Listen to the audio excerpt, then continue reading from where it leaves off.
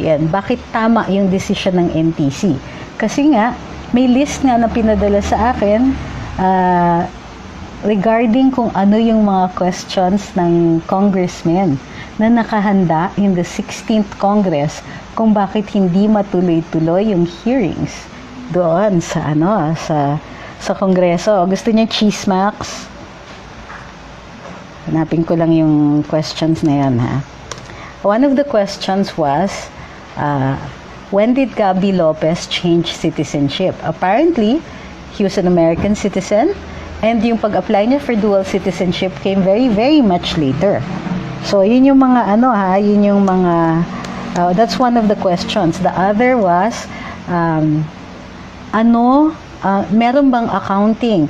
Nung tinransfer back, nung panahon ni Mrs. Aquino, nung tinransfer back to the Lopezes, ang ABS-CBN, may accounting ba ito?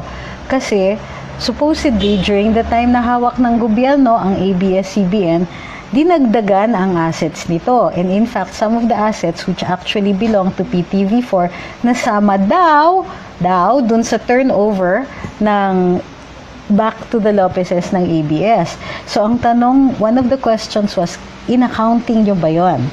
Could you show us an accounting of what was turned over to you?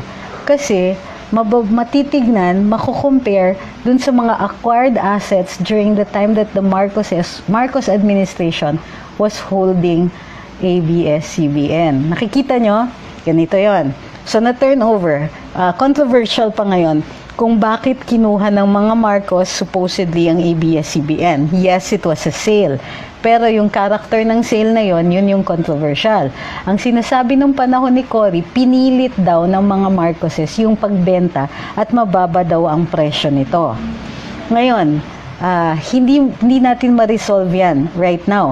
Pero pwede nating i-resolve yung turnover. Ngayon, ang tinatanong ng Kongreso sa ABS-CBN, hinold ang ABS from 1972 up until 1986 or 87. During that time, may acquisition of assets ang ABS-CBN paid for by the government. Ano ang tinurnover sa inyo? Lahat ba, buong buo, including the assets na inacquire ng gobyerno? Kung na-turnover yon, nagbayad ba kayo? Kasi magkaka-unjust enrichment kayo. Diba?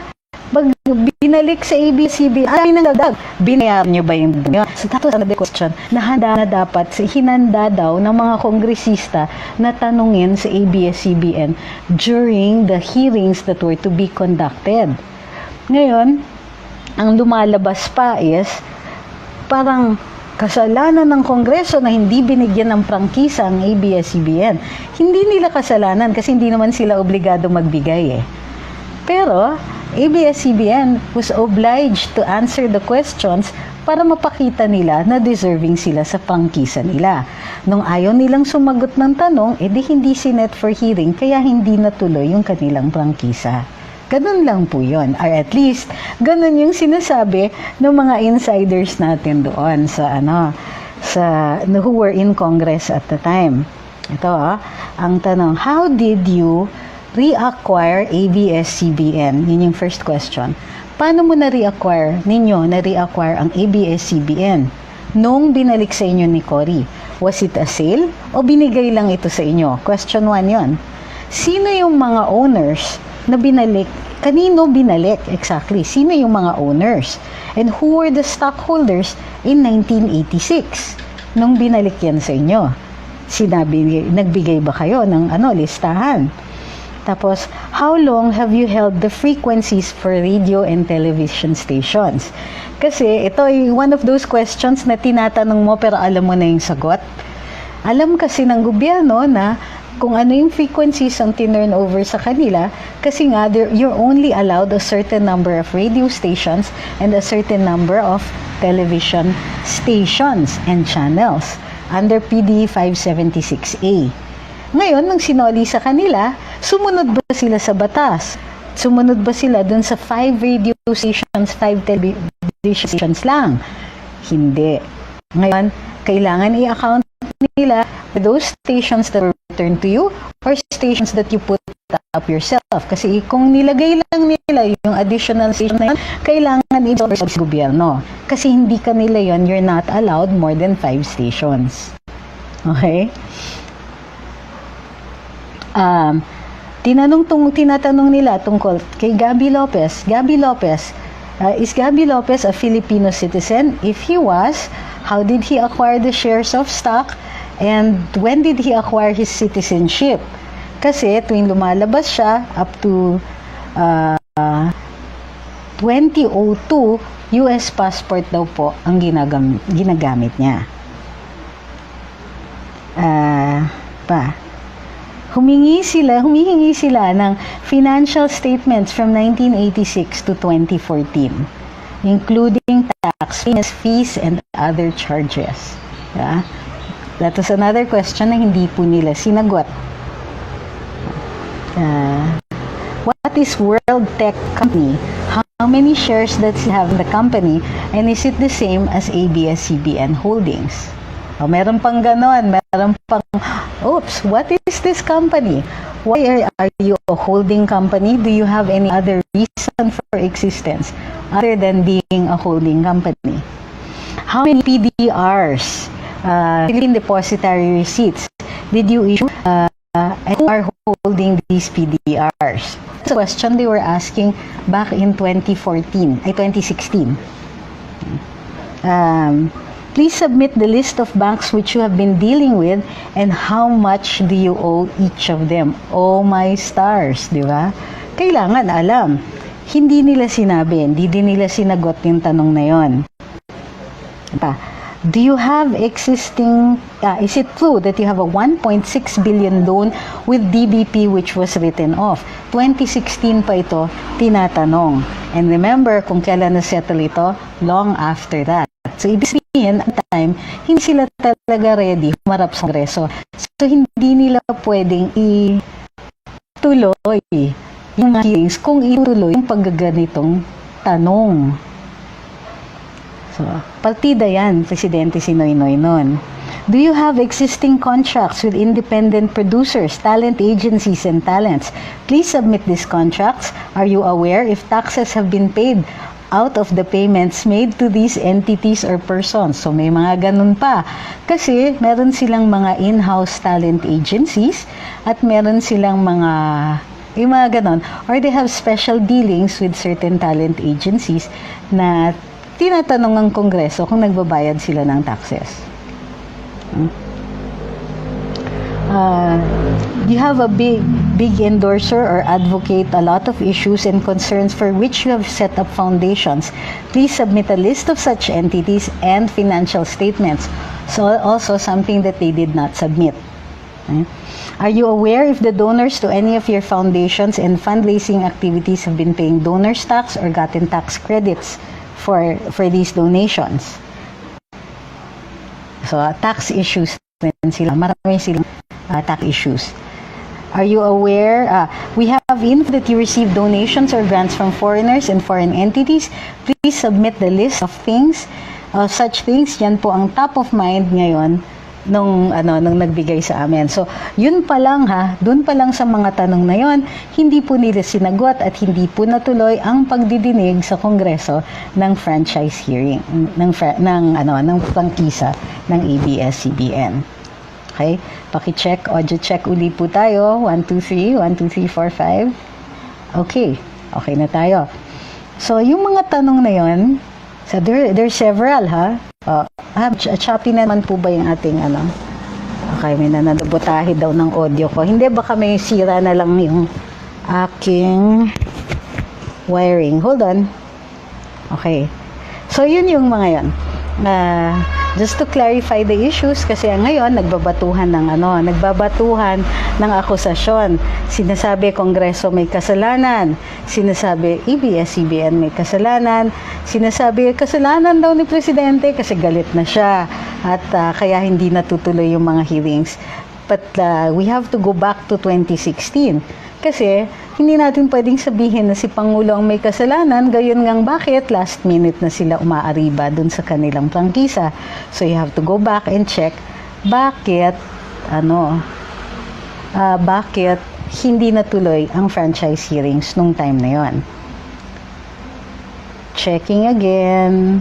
Iniintay ko po yung yung questions dun sa Big Dipper. Hindi ako nagkomento right away kasi this involved tax information and I had to check if there was a source para dito sa information na ito. Tatandaan po natin, ang mga income tax returns po are private and so we can, unless they are submitted to a government agency na kailangan i-publicize yung mga information, then we can't use them basta-basta. Okay? So, nag-iingat lang po tayo. Ngayon, na may nag-claim na siya yung source dito, pwede na po natin himayin. So, you have to give me some time. In the meantime, finorward ko yon kay Attorney Nick Nangit, who is a tax lawyer, and I'm going to wait for his comments bago natin pag-usapan dito. Okay. May pa-campaign ang sabi ni Jertan, may pa-campaign ang ABSCBN na laban kapamilya. Naka-receive ako ng email. Currently, 5,574 ang support para sa kanila. They're free to do that as long as ang paghihikayat nila ay hindi pag-aalsa o hindi related po dun sa pagtatanggal sa poder ng ating Pangulo or ng kahit sinong mga government officials natin o hindi makakaapekto sa ating public interest. Ang hinihingi kasi nila is ibalik ang ABS-CBN, which means that they are asking for an extrajudicial remedy. Kasi yung may mga remedy, ang ABS po nag-file na sa Supreme Court for a TRO on the cease and desist order. Ang tanong natin, dapat tinatanong natin sa kanila, bakit nang hihikayat kayo ng suporta ngayon? Akala ko ba meron kayong kaso? Hindi ba kayo naniniwala sa kaso ninyo? Hindi ba kayo confident na meron kayong karapatan na kayang-kayang ipaglaban at makikita ng pinakamataas na hukuman yung panig ninyo? Because if so, ano ito? Diba, anong tong paghihikayat na ito? You're trying to get popular support? Hindi naman po nakikinig dapat ang Supreme Court sa popular support At hindi dapat natin pinipressure ang ating Supreme Court to decide in favor of a majority, of a noisy majority. It just should not be done. Kasi the court will decide based on law, on facts, and on reason. So yun. I want to know from ABS-CBN kung naniniwala kayo sa kaso ninyo, ano itong laban na sinasabi ninyo online. At saka ano itong pinanghihikayat nyo ang taong bayan na isoli sa inyo ang inyong korporasyon. Akala ko ba ang ginamit ninyo ay legal remedy? Extra legal po ito. Hindi ito paraan para manalo sa inyong kaso at hindi po ito paraan para tumaliwas sa batas. If you want your law, why aren't you in Congress now asking for your law? And even more curious, even more mysterious, di ba? Ang laking misteryo. Bakit yung mga tao na may power na gumawa ng batas ang hinihikayat nila maglabas ng permit? Di ba? Ulitin ko ang pinakamalaking misteryo dito is yung mga taong may power na ituloy yung broadcast ng ABS-CBN, yung may power gumawa ng batas para bigyan sila ng prangkisa, hindi ginagawa at ang pinipilit nila ay hindi legal na paraan. Bakit? It's time for us to ask these really tough questions from them. Why isn't Congress creating a law and forcing the executive to give a permit to allow ABS-CBN to do what they are not allowed to do by the Constitution? Diba? Tanong natin kina Coco Martin, kung talagang gusto ninyong maisole ang ABS-CBN at makabalik na kayo dun sa dati ninyong ginagawa, then please ask the hard questions. Hinihikayat ng Kongreso na mag-issue ng permit ang NTC taliwas sa batas. Samantalang nasa kamay nila yung paggagawa ng batas para matuloy yung pag-broadcast ng ABS-CBN, hindi po nila ginagawa yon. Okay? So yung mga issues, hindi sa minamaliit natin yung issues ng mga employees. Pero actually, ina-uphold natin yung karapatan nila. Mga ABS-CBN employees, bakit ang inaaway ninyo yung mga natutuwa? yung mga followers ni Duterte, yung presidente. Bakit sila yung inaaway nyo? Kami yung inaaway ninyo. Ang hindi nag-issue ng prangkisa ay Kongreso. At hanggang ngayon, imbis na mag-iingay sila sa mga kapwa kongresista nila na ipasa ang prangkisa, hindi rin nila ginagawa. Parati silang nakatutok doon sa permit. Aanhin naman ng NTC aanhin naman ng ABS ang permit nila. Gayong mismong prangkisa na nire-require ng saligang batas, hindi nila mabigay-bigay. Hindi nila makuha-kuha.